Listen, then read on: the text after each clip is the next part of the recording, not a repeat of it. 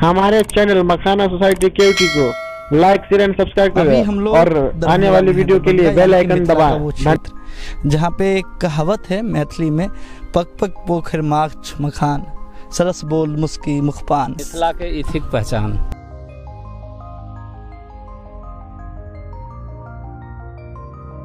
कुछ खबरों की खैर खबर, कुछ जिंदा के दरभंगा में अनुसंधान केंद्र है, हम वहाँ हैं।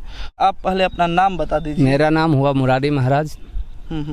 ठीक है, यहाँ सीनियर टेक्निकल असिस्टेंट हैं। तो सर ये कब इंस्टीट्यूट बना, कब आप लोगों ने इसको ये तो 2009 के ही आसपास यहाँ आया। उस टाइम तो मैं पटना ही रहता था। पटना से मैं यहाँ 2014 के बाद 14 में ही आया हूँ और तब से यहाँ कार्यरत हूँ। मखाना एक खेती के रूप में विकसित है। जी हाँ। हर बार बातचीत खेती में होती है जी। हर फसलों की मखान छूट जाता है हर बार, सरकार के द्वारा भी और लोगों के द्वारा भी। क्या कारण है? कारण ये है कि मीडिया तक या मीडिया यहाँ तक पहुँच नहीं पाते हैं, इसकी प्रचार प्रसार नहीं हो पाता है। बाकी हम अपने स्तर से किसान तक तो पहुँचा ही रहे हैं, जा कर के उनके घर कई बार यहाँ सेमिनार लगा के, जो कई ट्रेनिंग जो सरकार के द्वारा आता है वो भी हम बुला करके अलग अलग गाँवों से करवाते रहते हैं, उनको सब कुछ बताते रहते हैं इसके विषय वस्तु के ऊपर। और जहाँ तक होता है जाते भी हैं, जो लोग बताते हैं कि हमें ये प्रॉब्लम है तो उनकी प्रॉब्लम को भी समाधान तक, और सीतापुर आपके उत्तर प्रदेश तक, तो जहाँ भी जो इंटरेस्टेड लोग होते हैं जिनको पता है वो तो आते ही आते हैं।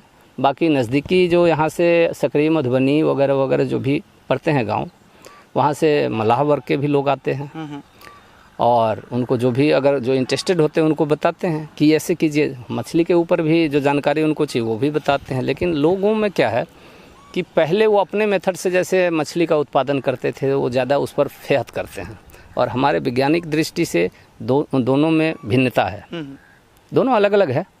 चूँकि वो 10,000 जिसमें डालना चाहेंगे हम उसमें 10,000 नहीं देंगे, वो बीच में हार्वेस्टिंग करते रहते हैं, हम उनको हार्वेस्टिंग का एक समय निर्धारित बताएंगे, तो दोनों में अंतर होगा। अच्छा। जिसमें बीज ज़्यादा होगा उसमें ग्रोथिंग कम होगा, जिसमें बीज कम होगा उसमें ग्रोथ, इसलिए कि इसमें मेहनत ज़्यादा है और युवा वर्ग जो है पलायन कर रहे हैं, इंटरेस्ट नहीं ले रहे हैं। ओल्ड वर्ग जो है सो कई या तो मर चुके हैं या कई रोगग्रस्त हो चुके हैं, और ये है बहुत परिश्रमिक। सिर्फ इतनी सी बात है। जी हाँ। क्या आपको नहीं लगता जो मिथिला के क्षेत्र में पोखरों की कमी हो गई है? वो भी हुआ है, बिल्कुल हुआ है। पहले की अपेक्षा आधे से भी कम हो गया है पोखर, ये तो है ही। लेकिन हम तो पोखर की बात नहीं न कर रहे हैं, हम तो ये कह रहे हैं कि खेत में भी हो सकता है। मान लीजिए पोखर इतना सारा डेड हुआ है, लेकिन आप इसको खेत में भी तो कर सकते हैं अच्छा तटबंध करके। कैसे करेंगे, इसकी प्रक्रिया बताइए। इसकी प्रक्रिया ये है कि आप तटबंध थोड़ा मजबूत करेंगे।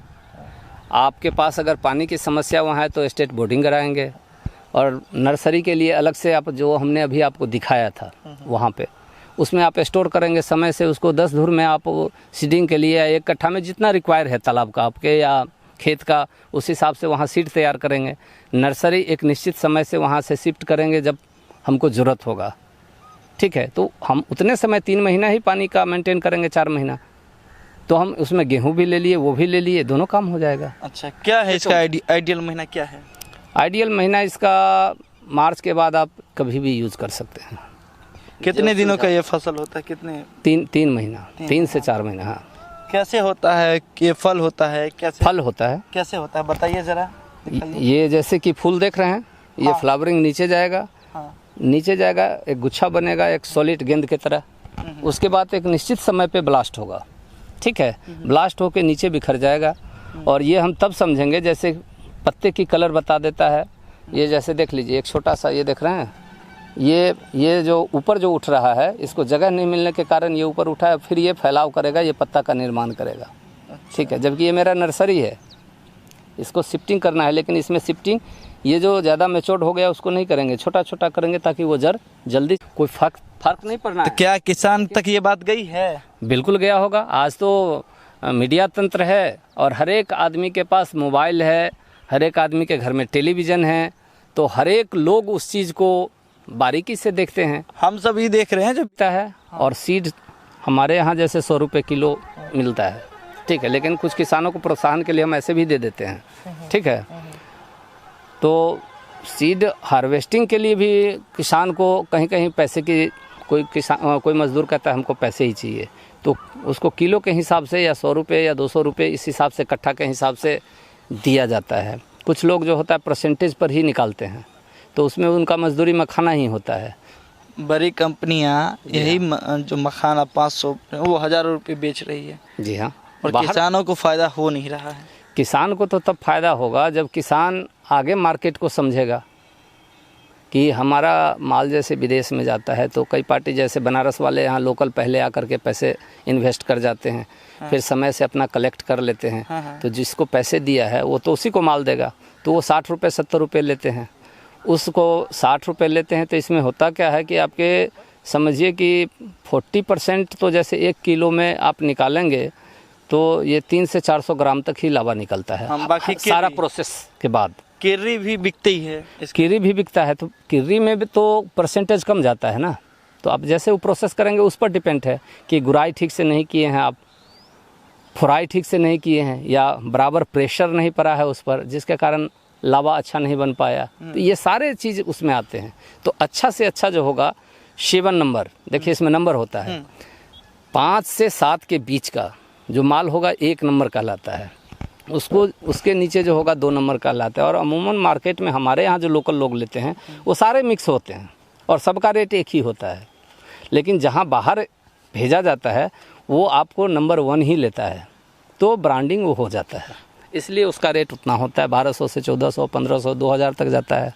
प्रोटीन के मामले में कहा जा रहा है अभी जो मखाना सबसे उपयुक्त है, ऐसे खबरें आ रही हैं, बताइए क्या है इसमें, क्या खास है, क्या क्यों खाया जाए मखाना को?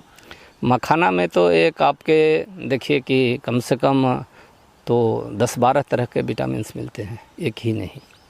और इसकी विस्तृत जानकारी चाहिए तो डॉक्टर BR जाना जी हैं, आप उनसे पूरा डिटेल्स में आप संपर्क कर सकते हैं, वो आपको बारीकी से आपको नॉलेज दे सकते हैं इस विषय में। सर आपका नाम? डॉक्टर BR जाना।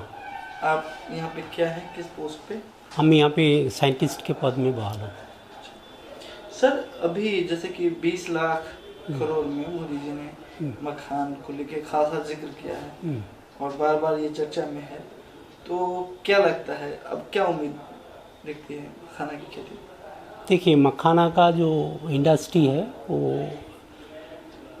विलेज बेस्ड इंडस्ट्री है और इसके लिए ज़्यादा लागत भी नहीं लगता है। तो उन्होंने जो 20 लाख करोड़ का जो प्रोजेक्ट दिया है उसमें से जैसे कॉटेज इंडस्ट्री, मखाना प्रोसेसिंग, जैसे लाभा से उसका जो बिजनेस होता है इंपोर्ट एंड एक्सपोर्ट, वो थोड़ा अच्छा होगा। अभी क्या हालत है मखाना की खेती की, अगर आपसे हम पूछें? बिहार में 13,000 से लेके 15,000 हेक्टेयर में ये मखाना का कल्टीवेशन होता है। तो इससे हम लोगों को अच्छा उपज मिलता है। पर हेक्टेयर के हिसाब से हम लोगों को 3 टन मखाना गुरी मिलता है, जिस 3 टन गुरी से हमको लगभग 1.2 टन लाभा तैयार होता है।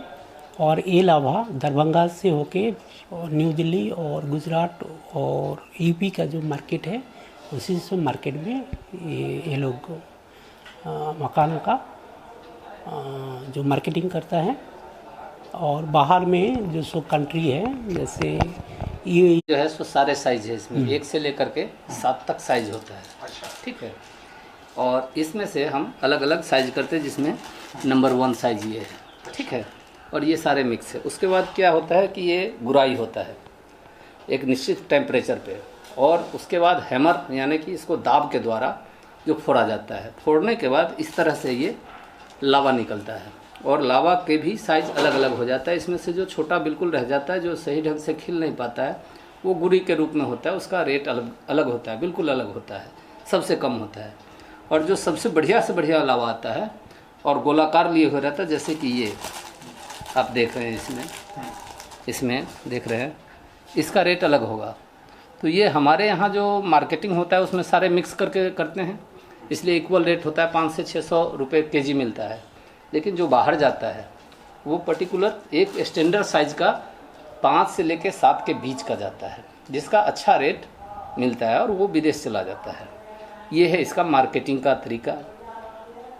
अच्छा, इसमें हम लोग क्या कर रहे हैं, जो अगर जुलाई में अगर जो हमको सीड मिलेगा उससे कैसे लाभ बनता है, और अगस्त में कैसा होता है, सितंबर में कैसा होता है, और अक्टूबर नवंबर में कैसा होता है, क्योंकि मखाना का मार्केटिंग तो सारा साल भर चलता है। तो ये हम लोग रिसर्च करके देखे हैं, जो अगस्त में जो मखाना का पॉप बनाते हैं वो हाई क्वालिटी का पॉप होता है, इसमें सफ़ेदपन ज़्यादा है और ये ज़्यादा चमकीला है और ये मार्केट में ज़्यादा बेचता है, महंगा बेचता है। उसके बाद हम लोग देखे हैं जो दिसंबर में अगर हम पॉप करेंगे तो साइज लगभग सेम है, लेकिन इसमें क्या होता है ना, थोड़ा सा लालापन आता है, रेडनेस आता है, ठीक है, लाल रंग थोड़ा इसमें पकड़ते हैं, इसलिए इसका थोड़ा सा कॉस्ट कम होता है। मतलब इसमें क्या होता है, जो गुणवत्ता है वो ऑलमोस्ट सेम है, एक जैसा गुणवत्ता है। उसके बाद हम लोग देखे हैं जो मखाना सीड को स्टोरेज में रखे थे, ठीक है, उसके बाद मार्च महीना में इसको फुड़ाई किया। इसमें देखे क्या, साइज थोड़ा सा छोटा हो जाता है और पॉप का कलर में थोड़ा सा रेडनेस आ जाता है और वेस्टेज भी होता है, थोड़ा भी वेस्टेज भी ज़्यादा होता है। तो अगर इस तरीके से अगर हम लोगों को जो सिद्धांत है वो अगस्त से लेके नवंबर तक आप अगर कर लेंगे उसका लाभा बनाने का सारा प्रक्रिया, तो वो फार्मर्स के लिए लाभदायक होगा। और अगर टाइम ज़्यादा कर दिया तो उसमें न्यूट्रिएंट ठीक रहेगा, लेकिन रेडनेस ज़्यादा आता है। ये है सीड है, ठीक है। ये फील्ड से हार्वेस्ट करने के बाद हम लोगों के पास 7 ग्रेडर होता है, और ये जो सीड का साइज़ है, ये साइज ग्रेड में इसको चुना जाता है। जैसे ग्रेड 1 है, ये बड़े जैसे सीड है, ये है आपका ग्रेड 1 में आ जाएगा, ठीक है। इसके बाद जो है मीडियम साइज का दाना आ जाएगा, ठीक है, ये जैसे दाना आ जाएगा, ये सेकेंड ग्रेड का है। ऐसे करके 7 ग्रेड में हम लोग उसको